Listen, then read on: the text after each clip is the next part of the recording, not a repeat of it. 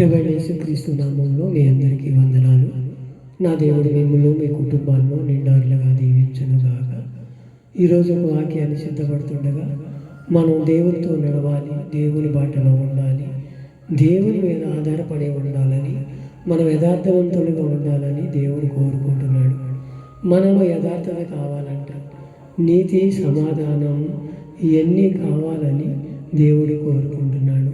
అది దేవుని నడిచే బాటలో మడిస్తే మనం జీవించబడతాం. దీవించబడటమే కనుక ఇతరులకు ఆశీర్వదకరంగా మార్చబడతాం. మనలో ఆ యథార్థత ఉండాలి, మనలో అది ఆ నిశ్చయం కలిగి ఉండాలని దేవుడు కోరుకుంటున్నాడు. నీవు నేను ఎలా ఉన్నామో ఒకసారి లేఖనాల ద్వారా తెలుసుకుందాం.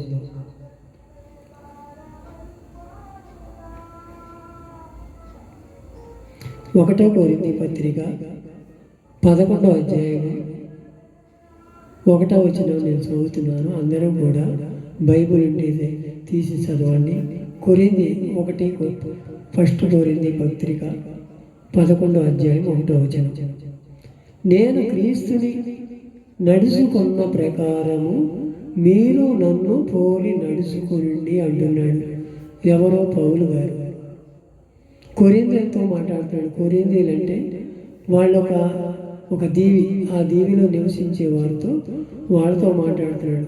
నేను క్రీస్తుని పోలి నడుచుకున్నాను, మీరు నడుచుకొని పోల్చుకున్నాడు అంటున్నాడు. ఒకప్పుడు ఆయన కూడా దోషకుడు, హింసకుడు, క్రీస్తుని ఎన్నో శ్రమలు పెట్టి సువార్త పంచేవారిని అందరినీ ఆటంకపరిచి కొందరు కొట్టి చిత్రహింసలు పెట్టి సువార్త జరగకుండా చేసిన వాడు. ఆయన కూడా ధర్మశాస్త్రం సున్నంగా చదివినవాడు. ఇంకా క్రీస్తు రాలేదని నమ్మినవాడు. ఆయన క్రీస్తు మనం వచ్చాడని ఆరాధించుకుంటున్నాం. ఆయన ఇంకా రాలేదు, పాత నిబంధన ఉంది అని నిబంధన మొత్తం కూడా ఉంది, అదే పాటించాలని వీళ్ళందరినీ దూషిస్తాము, హింసిస్తూ చేశాడు. అలాంటి వాడు దేవుడిని పట్టుకున్నాడు. దేవుని పట్టుకోగానే కళ్ళు పొరలగమ్మి పసుపు తగ్గించాడు దేవుడు. అప్పుడు దేవుడు అంటే గుర్తుకొచ్చాడు. తర్వాత 13 పత్రికలు రాసడానికి దేవుడు కృప చూపించాడు. కృప చూపించిన కాడించి ఆ కృపలో వర్ధిల్లాడు. లాస్ట్ వరకు కూడా, చనిపోయే వరకు కూడా నేను క్రీస్తుని పోలి నడుచుకున్నాను, మీరు కూడా నడుచుకోండి అనే సువార్తే ప్రకటించాడు. కానీ ఎక్కడా కూడా ఎవరిని దూషిస్తాం కానీ హింసిస్తాం కానీ ఏమీ లేదు. మనం కూడా అలా ఉండాలి. మనం కొత్తలో వచ్చినప్పుడు రకంగా ఉంటాం, దేవుని సన్నిధిలో బాధల్లో వస్తాం, ఇరుకుల్లో వస్తాం, రోగాలతో వస్తాం, ఎన్నో సమస్యలతో వస్తేనే దేవుడు గుర్తొస్తాడు మనకి. ఈ సమస్యలన్నీ చుట్టుకుంటేనే దేవుడు మనకి గుర్తొస్తాడు. లేకపోతే మనం దేవుడు అంటే ఏంటో లెక్కలేనితనంగా, దేవుడు అంటే ఏంటో బాధ్యత లేనితనంగా, ఎప్పుడు జరిగే మాటలే, ఎప్పుడు వినే మాటలేనే అనుకుంటాం. ఎప్పుడు అది మన బాగా బలంగా ఉన్నప్పుడు, బాగా డబ్బు ఉన్నప్పుడు, హోదా ఉన్నప్పుడు దేవుడు అంటే ఏంటో లెక్కలేనితనంగా ఉంటాం. అన్నీ కోల్పోయినాక, అన్నీ సమస్తము జారిపోయినాక అప్పుడు దేవుడు గురికొస్తాడు. రోగం వస్తేనో, బాధ వస్తేనో, ఇరుకు వస్తేనో. అలా వద్దంటున్నాడు దేవుడు. ఎప్పుడూ కూడా మీరు ఒకరిని పోలి ఒకరు నడుచుకోండి. నేను ఎలా నడుస్తున్నానో యథార్థంగా నడుస్తున్నాను. నా దేవుడు నా తండ్రి నన్ను పంపించాడు ఈ లోకానికి, నన్ను పోలి మీరు నడుచుకోండి అంటున్నాడు. మనం అలాంటి జీవితంలో ఉంటున్నామో లేదో ఒక్కసారి మన హృదయాలు మనమే పరిశీలన చేసుకోవాలి. ఫిలిప్పీ పత్రిక 2వ అధ్యాయము 5వ వచనం చదువుతున్నాను. క్రీస్తు యేసుకు కలిగిన ఈ మనసు మీరు కలిగి ఉండండి అంటున్నాడు. ఏ మనసు ఉంది? శాంతము గల గుణం, యథార్థమైన గుణం, ఆయన ఇతరులను స్వస్థపరిచే గుణం, ఇతరులను ఆదరించే గుణం, ఇతరులతో దేవుని సన్నిధిలో నడిపించే గుణం ఆయనలో ఉంది. అది మనలో ఉందా? మనం ఎవరినైనా చూసి అసహించుకుంటున్నామా? నేనే గొప్ప అనుకుంటున్నానా? నేను వాక్యం చెప్తేనా, నేను పాటలు పాడితేనా అనే గర్వం మనలో ఊరేగుతుందా? ఒక్కసారి మన హృదయాలు మనమే పరిశీలన. ఆయనే తగ్గింపు జీవితం. ఇరిగి నలిగిన హృదయంతో ఉన్నవారు కావాలంటున్నాడు ఆయన. యథార్థవంతులు కావాలంటున్నాడు, నీతిని అనుసరించే వాళ్ళు కావాలంటున్నాడు. అవి నీలో నాలో ఉన్నాయి. ఆయన శరీరం అందు శ్రమ పడ్డాడంట. 1 పేతురు 4:1 కూడా అంటున్నాడు, క్రీస్తు శరీరమందు శ్రమ పడెను గనుక మీరు అట్టి మనసు ఆయుధముగా ధరించుకొనుడి అంటున్నాడు. ఎన్నో మన కోసం ఎన్నో బాధలు పడ్డాడు. ఎన్నో ఈదు సువార్తలు చేస్తుంటే ఆయన కొడతాకొస్తే దాక్కొని పారిపోయాడు. ఎంతోమంది అవహేళన చేశారు. ఎవరినన్నా టైంలో స్వస్థపరిస్తే అది ఈదుల ఆచారం ప్రకారం ఆయన మీద కోప పెట్టుకునేవాళ్ళు అంట. ఇది టైంలో ఎప్పుడు రోగం వచ్చేది తెలుస్తుంది. ఆ టైం మనకి నశించిపోకూడదని కదా, ఆత్మను రక్షించాలి. నశించిపోయిన దాన్ని ఎతికి రక్షించటానికి ఆయన వచ్చింది.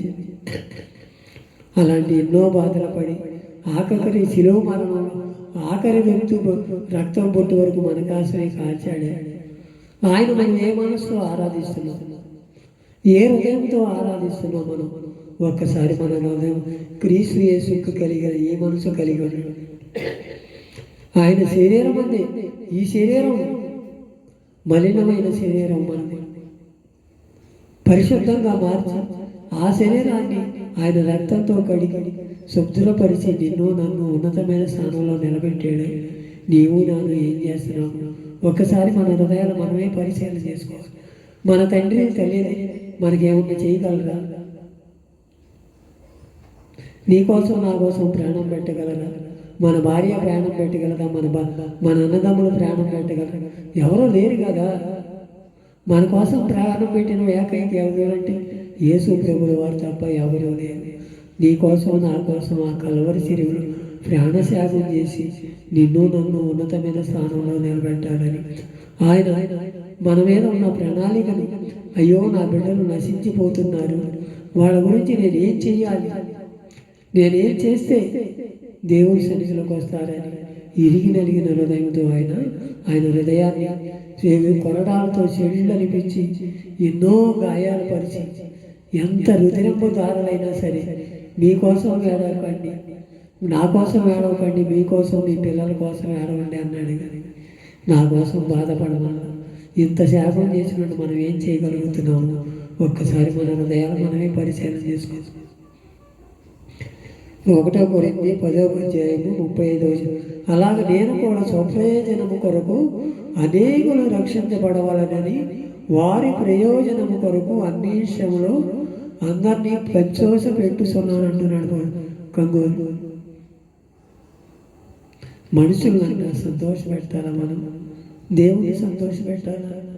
ఒక్కసారి మన హృదయాలు మనమే పరిశీలన చేసుకోవాలి. దేవుని సంతోషపెట్టాలి.